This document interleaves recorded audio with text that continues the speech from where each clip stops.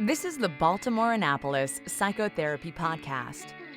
The information shared in this podcast is not a substitute for seeking help from a licensed mental health professional.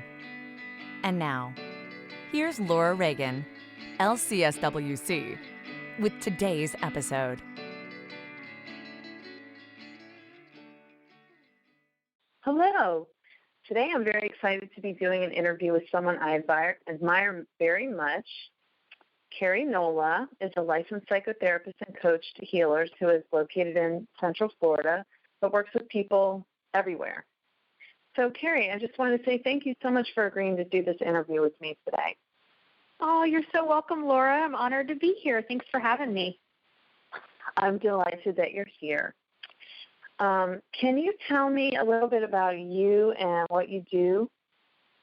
Absolutely. So I love my work because it's really diverse. I started as a licensed psychotherapist with a private clinical practice where I specialize in using holistic methods to support survivors of trauma, PTSD, dissociation, and abuse.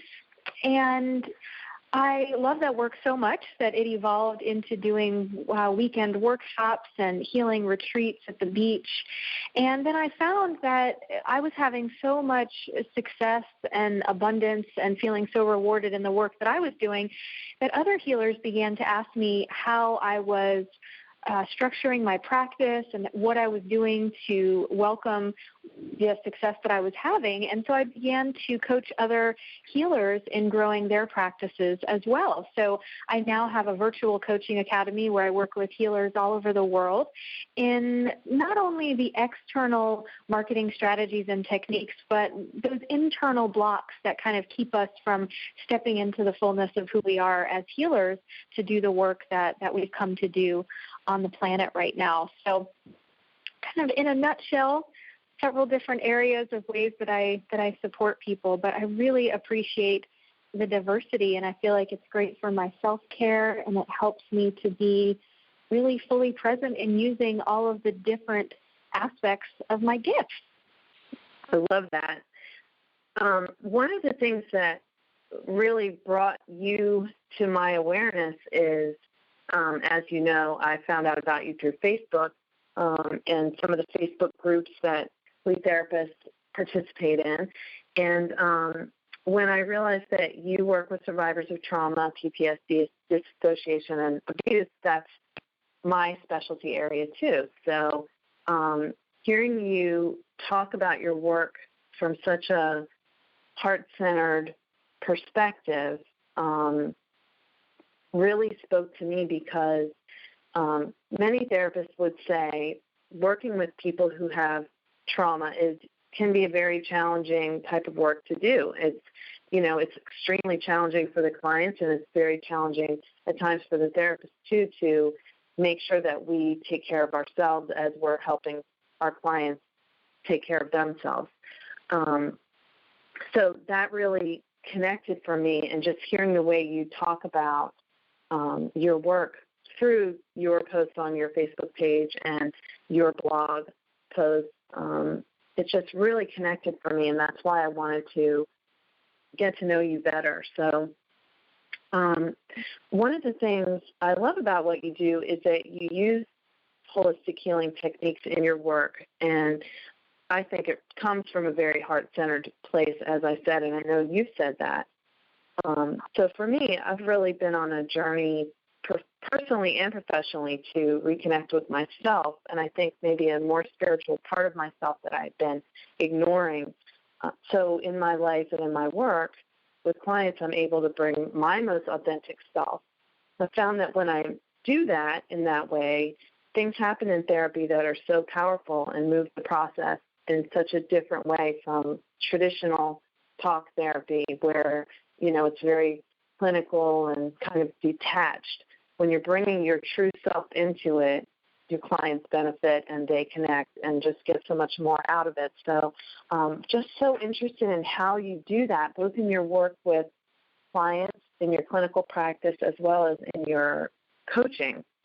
So can you speak to that a bit?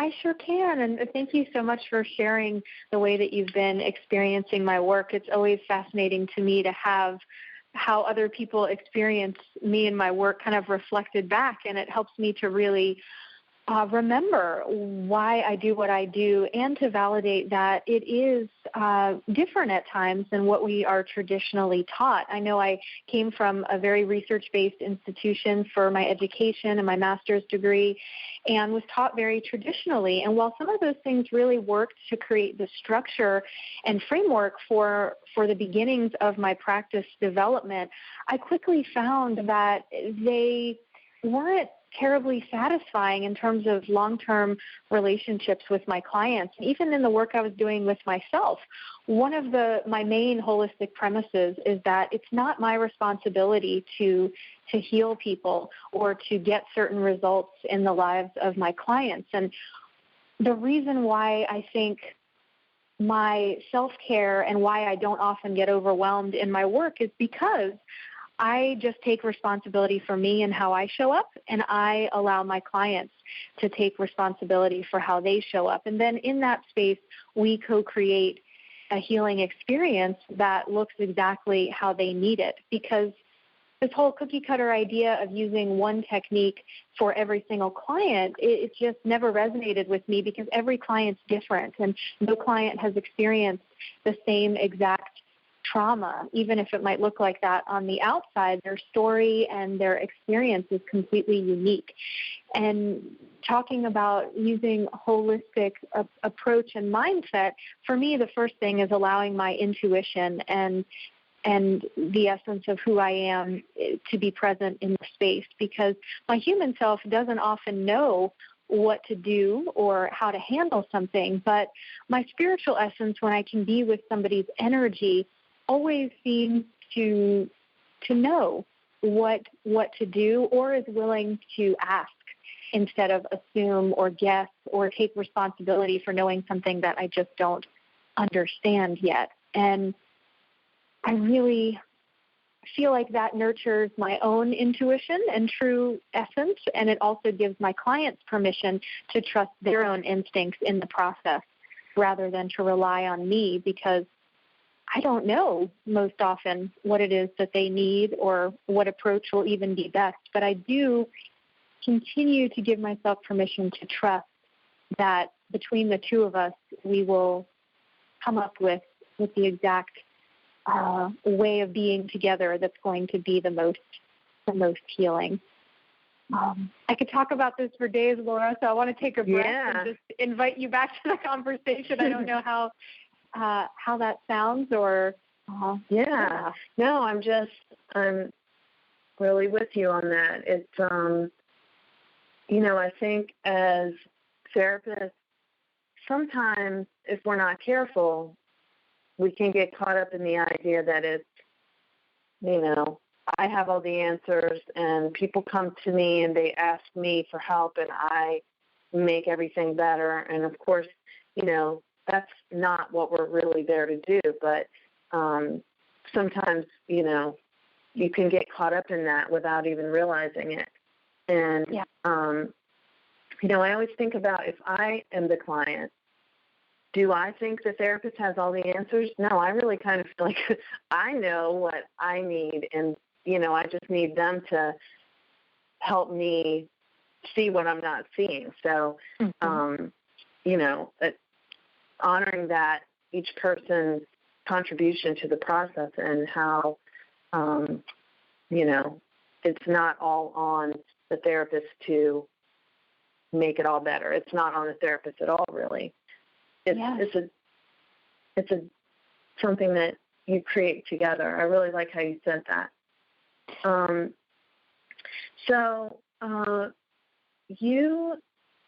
you talk a little bit about how you do your holistic healing perspective, for lack of a better way to explain it? And I know you can explain it better, but when you are doing your coaching with therapists or supervision with interns or, newly licensed therapists, how do you do that work with them? That's a great question. And it's like, how do I put that into words? Because so often it's like trying to write that note is like, well, it was just magical. I'm not really sure how to say it. But I do think it's important as we invite others to a more holistic approach and perspective and give more permission for that wholeness to evolve in our field. I do think it's valuable for us to find words. So I'm going to think out loud here and see what I can come up with. Intuition comes to mind, using my own intuition. And when I say that, people, I think, get confused, or we don't realize that we all have what I call our sixth sense, which is our ability to feel something in a space that's not necessarily being talked about. So maybe sometimes in a session, my eyes will start watering, and I'll be like, gosh, I'm not really aware of feeling sad, but my eyes are watering, and so I tune into that. And so I use my body as a holistic tool to help me sense energy that's in the space. So if I'm working with a therapist and helping them, let's say, to work on something with a client that they've come to consult with or supervise with me about, I will tell them, I'm noticing this sensation in my body. I wonder how you relate to that and what that means for you about this client that we are bringing into the space energetically to talk about and to, understand better. And that's been a really powerful tool, which I also think then gives therapists and healers permission to use their body in the process as well. Our body is one of our greatest and most powerful teachers, and I think it's really often ignored. If I have a sudden headache in the session, that gets used in the work. There's a reason why that happened at this moment. To me, it's not a coincidence at all, and maybe it is in fact mine, and it's not something that I'm tapping into, but I'll tell you, Laura, 9 times out of 10, when I have a physical sensation in a session and I bring it up, the client or supervisee or healer I'm supporting will validate that they are having that same symptom or that they have been having it, or it will kind of lead us to some insight that was missing in the room before then. And I also think that really lends itself to a beautiful relationship between me and whoever I'm working with, because I think hurt happens in relationships, and we also heal ourselves in relationships. And so when there's not a team approach or a relational approach to healing, I think we might see short-term results from that, but I think for long-term results to be present, or even long-term growth and evolution to happen with us as healers, we have to experience the work. I think one of the biggest downfalls of traditional therapy is that we only honor the cognition. And we talk about the feelings, but we don't necessarily experience them.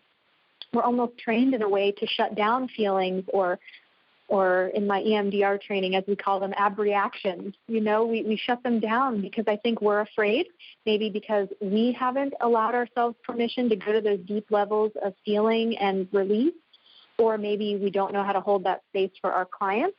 But I think when we talk holistic, we're honoring the whole being, the mind, the body, and the soul. And that includes things that we can't see or necessarily even feel or touch in a physical sense.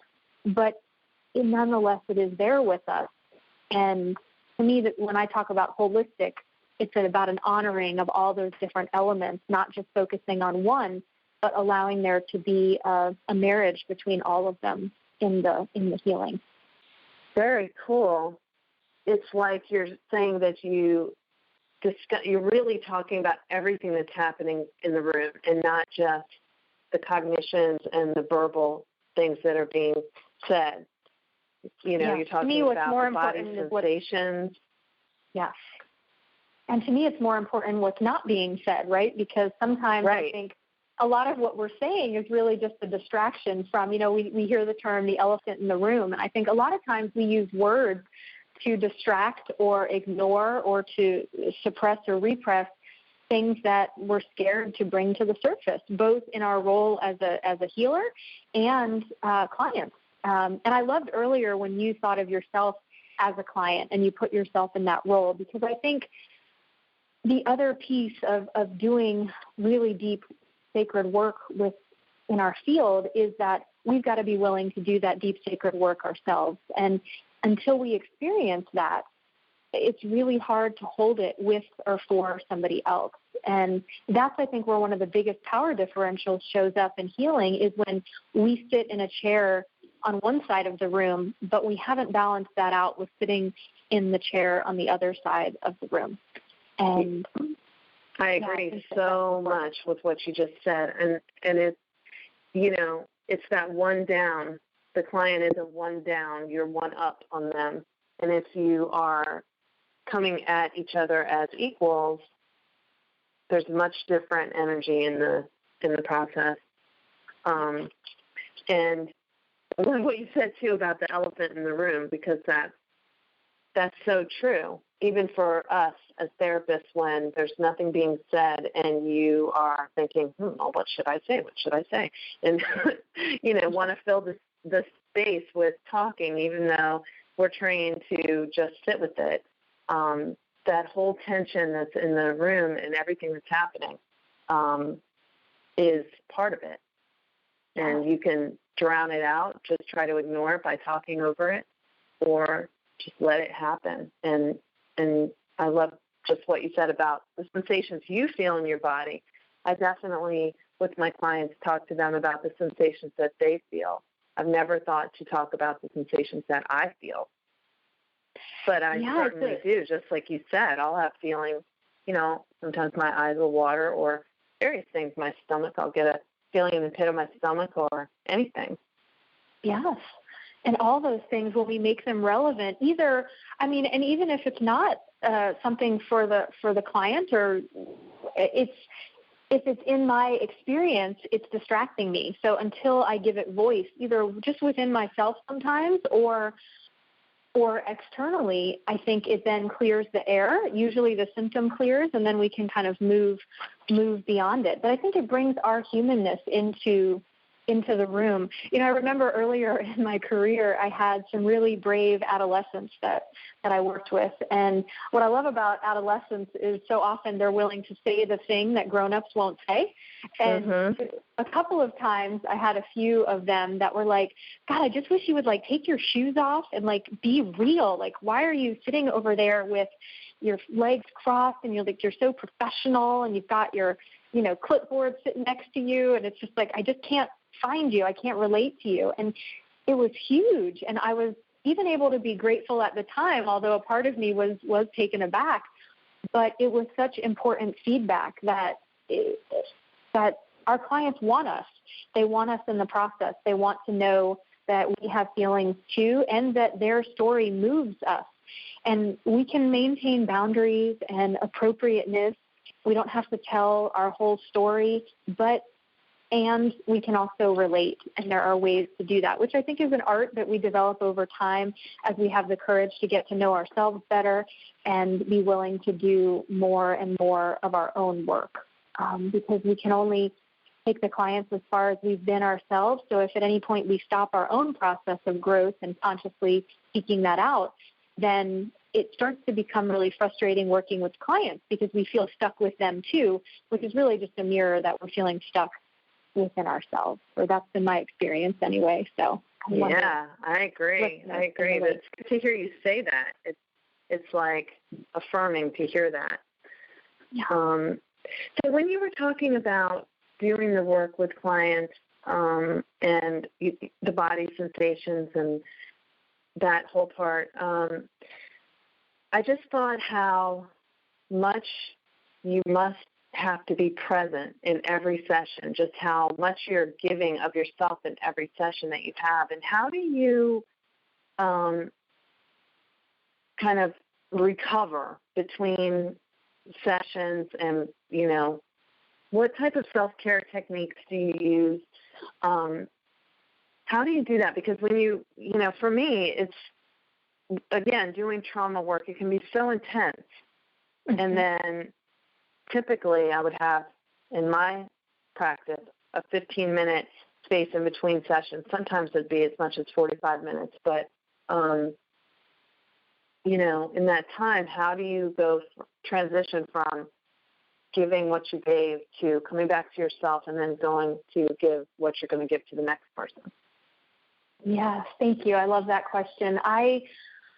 Yeah, that's evolved for me over time for sure, and it still ebbs and flows, and my body reminds me when I have the opportunity to deepen into some more self-care practices. But I have several rituals that I do.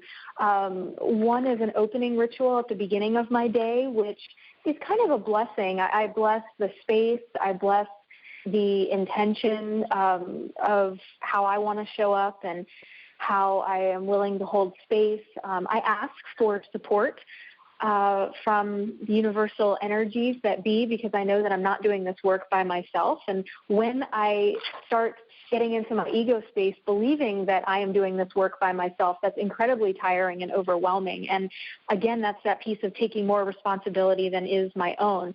I don't necessarily believe that I'm giving something to the client, more as I'm channeling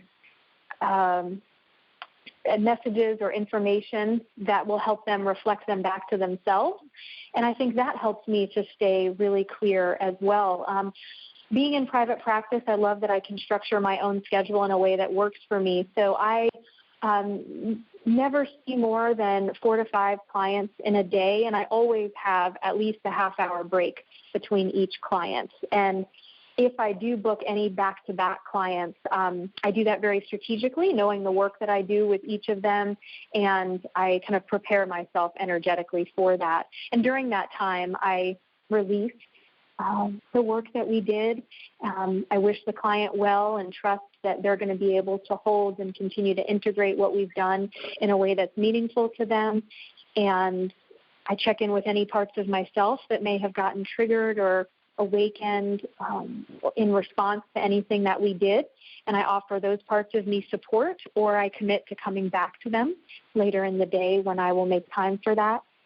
And then at the close of my day, I bless the day again, and then reconnect with those parts of myself that may have been activated during the work, and allow me to be really present with me. I think it's just that balance of showing up for others, but knowing that that's not a time to abandon myself. When I'm with my clients, I'm also with me.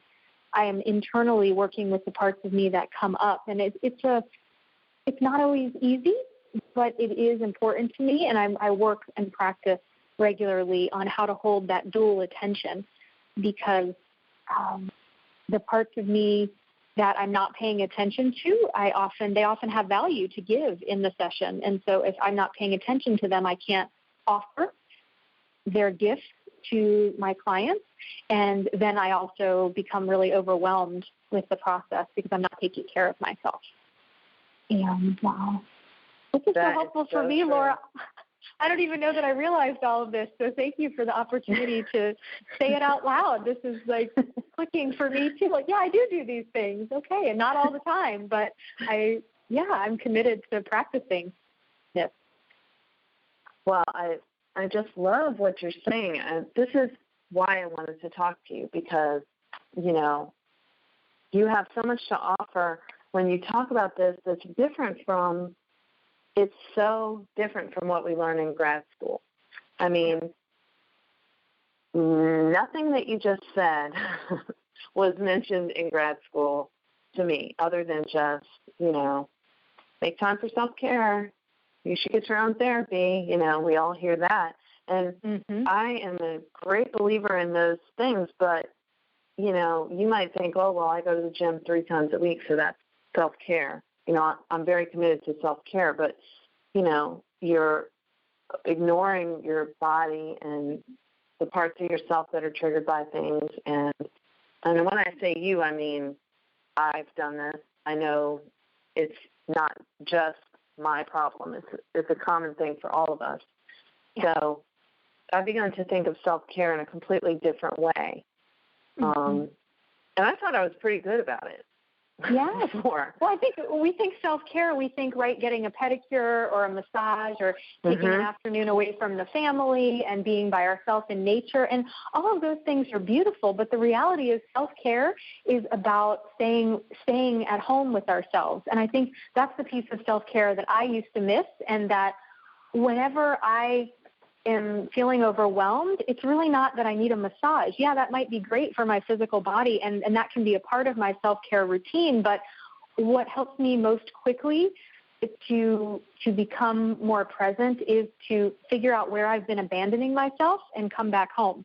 And I think because of the way that we were trained, we often, it kind of lends itself to abandoning ourselves while we're working with other people. And I think that's the opportunity we have, is how can we hold that dual attention of being with ourselves and being with our clients, because then we're also modeling that they can do that too, because in their own lives or their relationships, if they're abandoning themselves while they're in a relationship with their partners or their children or at work, they're not their whole self. And not being our whole self leads to depression and anxiety and disease and all kinds of things. I mean, I think that's really the only problem that we are helping people to solve, and it just manifests in a lot of different ways or supposed diagnoses, both mental health-wise and physical-wise. And the problem is forgetting who we are and giving ourselves permission to be that. And the longer we stifle that and the more we resist it, the more pain it creates emotionally, physically, energetically. And I think that's what we're all experiencing. I agree. And so how, as you pointed out, what we learned in school lends itself to us abandoning ourselves. So how did you get to where you are in the way you view your work and using these holistic practices? By being a client and a seeker of my own process. And really, it wasn't something I did terribly intentionally. I wish I could say, I just woke up, but that's not true at all. I actually experienced the loss of a friend in a very traumatic way. And as a result of that, it was very early in my practice. And as a result, I found myself really overwhelmed with my own grief and asking questions like, why do these things happen? And what is going on? And how am I going to be a therapist when I'm grieving? And what is this all going to look like? And I remember I called another therapist that I had consulted with before, and I said, this is going on. And she said, Keri, it would really be a crime. I'll never forget she used that word. She said, Keri, it would be a crime for you to not allow your clients to see your process or to understand that you're being bothered by this. The death of my friend, who was actually a colleague, it was very public in our community, and so everybody knew.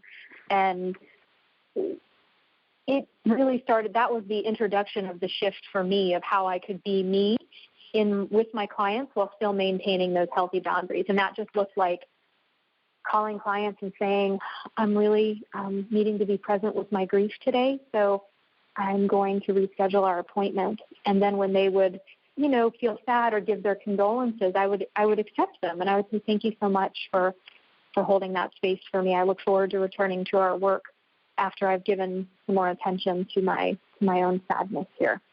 And it wasn't like I told them my whole story or they became my therapist, but it was just honest enough so that I could be human with them and we could relate. And something changed in my work with clients after that. And that was really just the catalyst for me to go deeper into my own healing, my own spirituality, my own understanding of not being a victim of the things that happen in my own life, but really knowing at some level that I've chosen them and that they're here to help me expand into the fullness of who I am and what I'm here to do. And today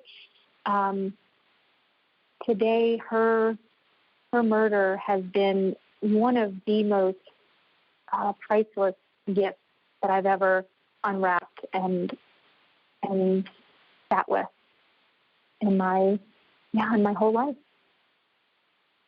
Wow. To have such a traumatic experience and be able to turn it into something that you see as a priceless gift that's what it's all about. Yeah. Well, that is so powerful what you just said, because as therapists, we're not supposed to have problems.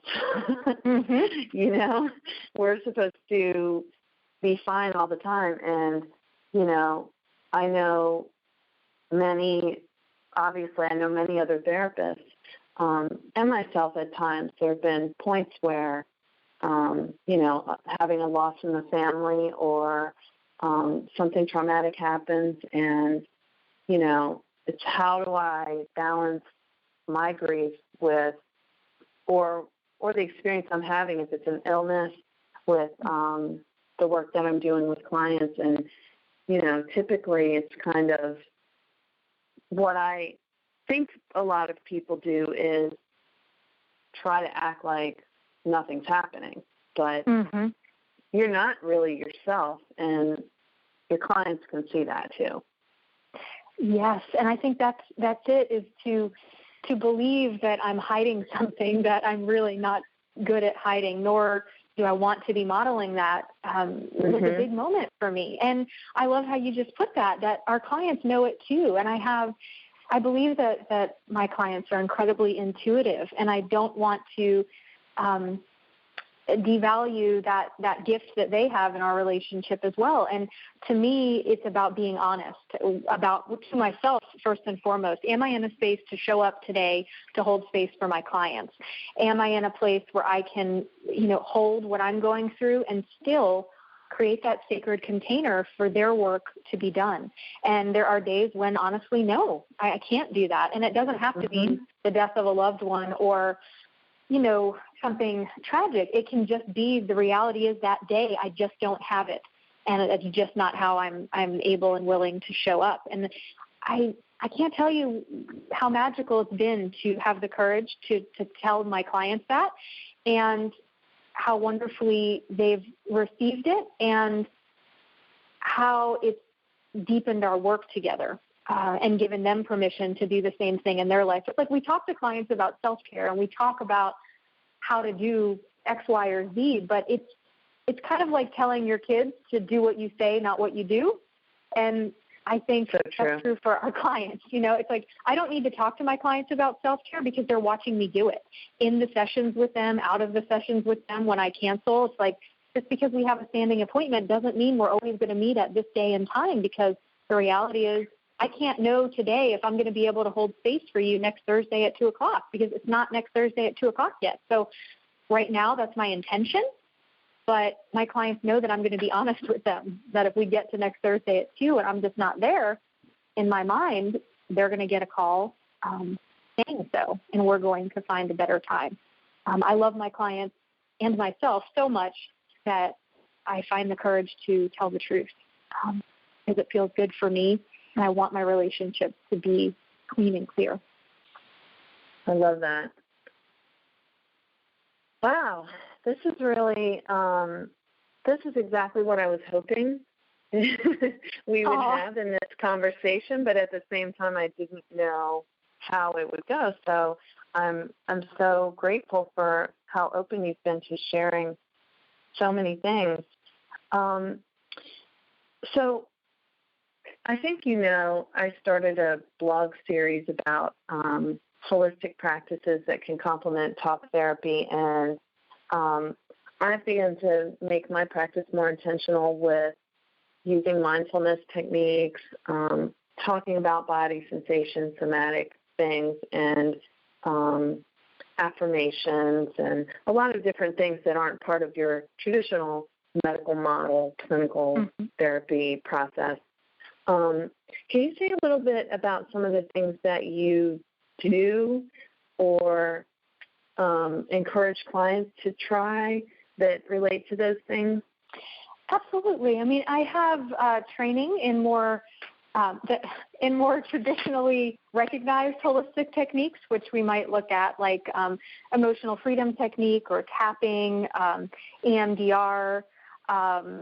I'm also a Reiki master and have studied extensively energy healing and some body work, somatic experiencing, many of these things that I would incorporate. Also hypnosis and levels of consciousness and different states of awareness kind of work. So my biggest piece, though, which I notice I haven't even mentioned yet, although I've been using the language of it, is parts work.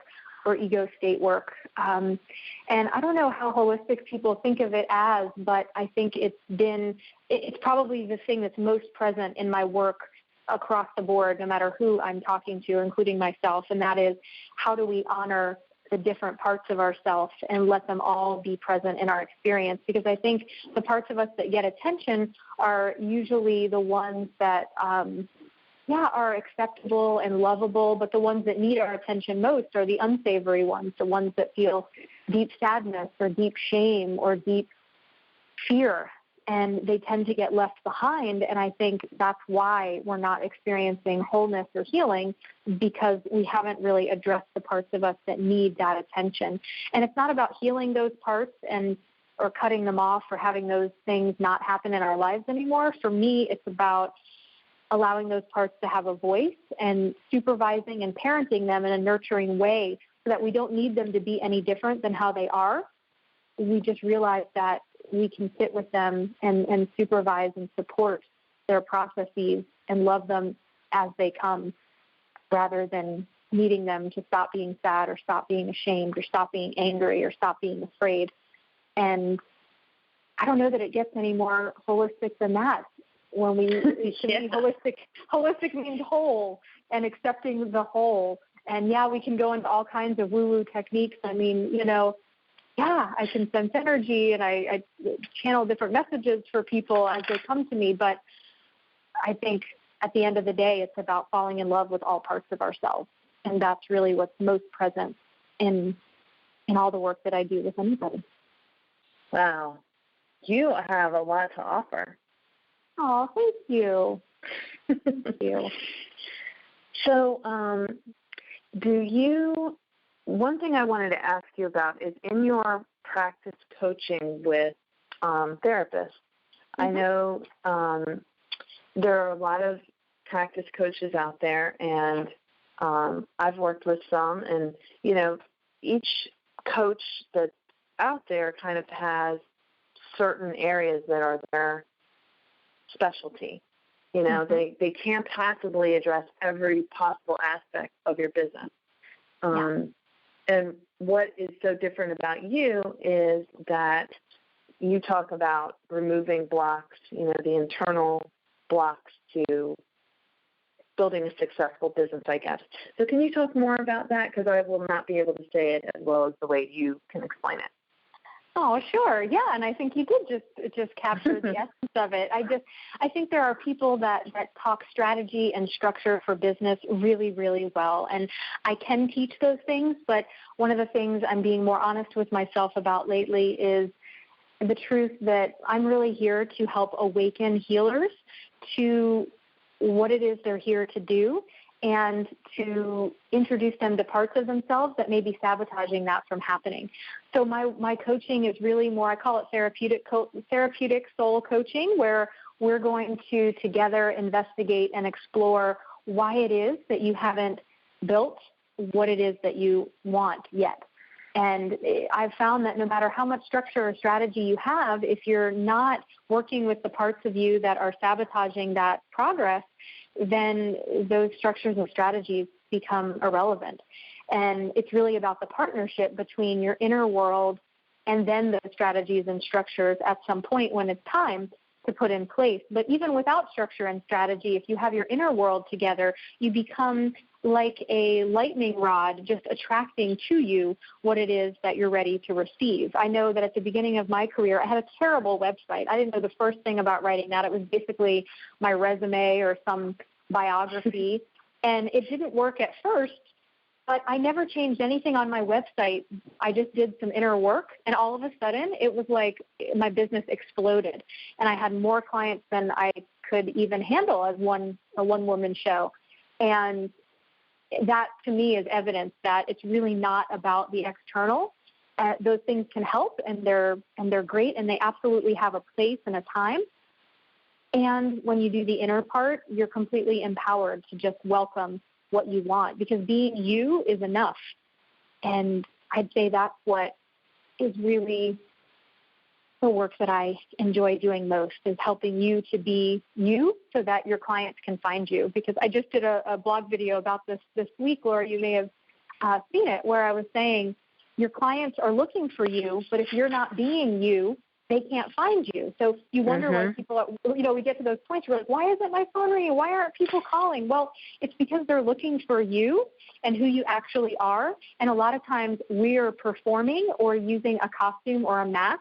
And so those people who need us and want to work with us can't find us. Yes, So I agree, and I really believe that. So I love that. I felt like I knew we were having our interview today, and I saw your post yesterday, and I was just thought, this is exactly what I'm talking about. Yeah, divine timing. I love how that happens, and yeah, I'm so excited we're getting to talk today, Laura. I think there are so many therapists that are having versions of these conversations, I feel like, behind closed doors with one another or with themselves. And I know I've been afraid to say a lot of these things out loud. And one of my intentions for this year is to bring what I do behind closed doors with my clients, the healers that I coach and the therapy clients that I support, out into the real world, out into the public for people to see and experience. Because I see and experience the magic and the gifts that happen in the privacy of my work, but I think it's time that we introduce them on a larger scale. So I'm really grateful for this platform that you've created for us today to be able to talk about these things.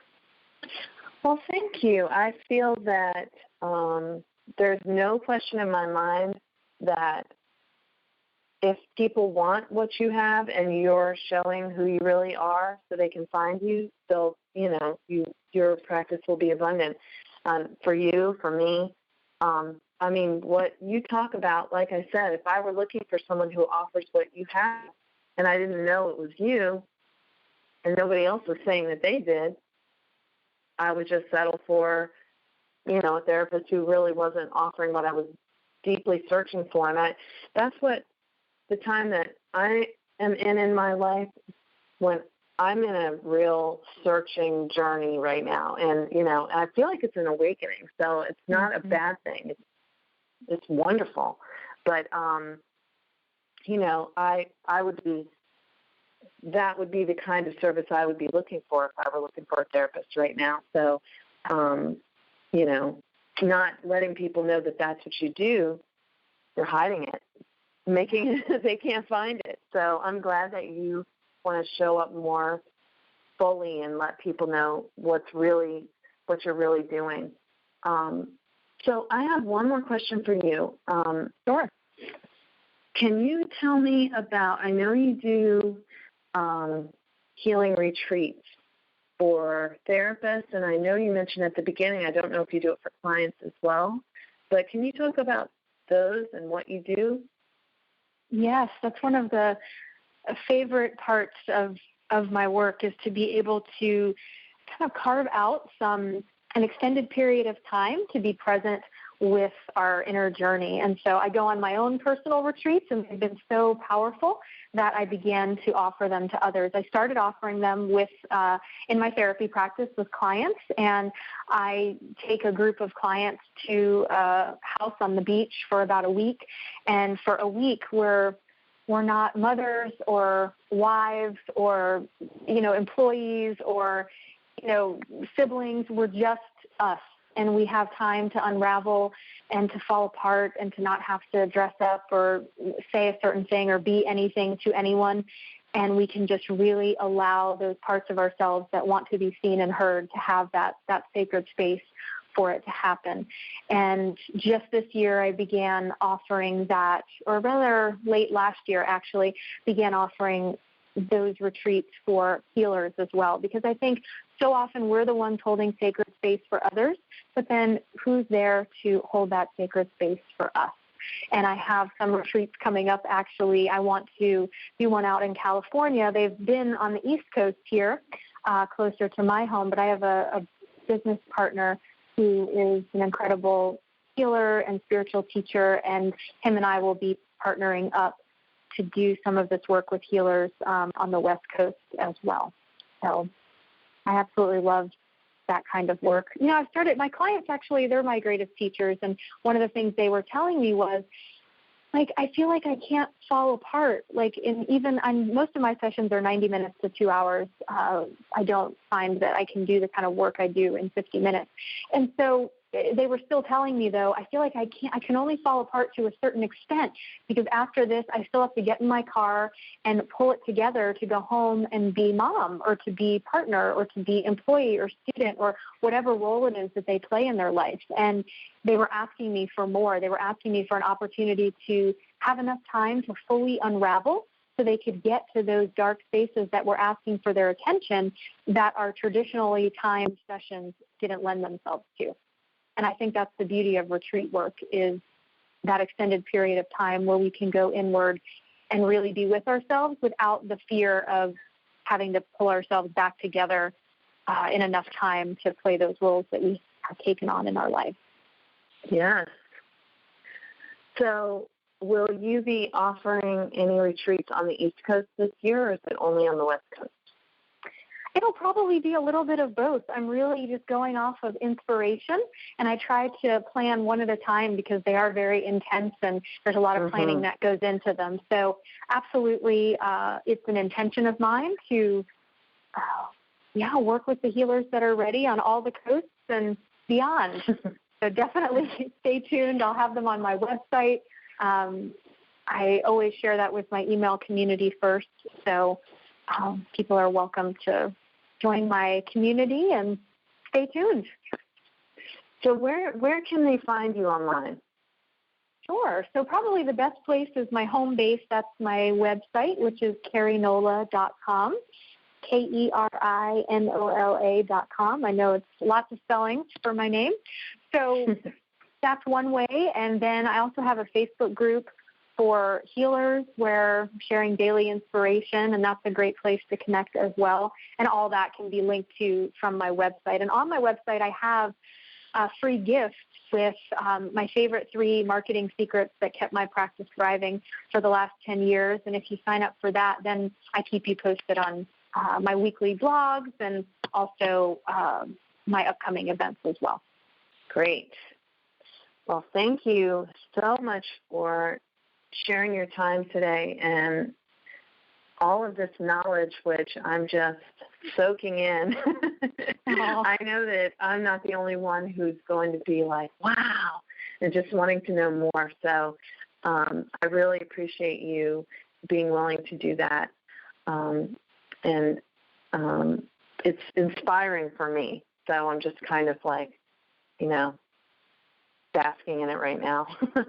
Oh, well, thank you so much, Laura, for creating this space for us today and for others to learn and grow in more holistic ways. I do believe that we're far more expansive than we give ourselves credit for, and I love that you're creating a community where we can talk about these things. So thanks for having me.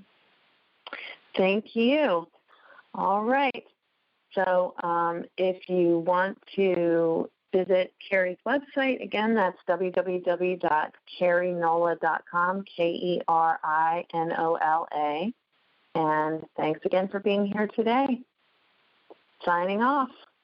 Thank you for listening to the Baltimore Annapolis Psychotherapy Podcast with Laura Reagan, LCSW-C. For more, visit Laura's website, www.laurareaganlcswc.com.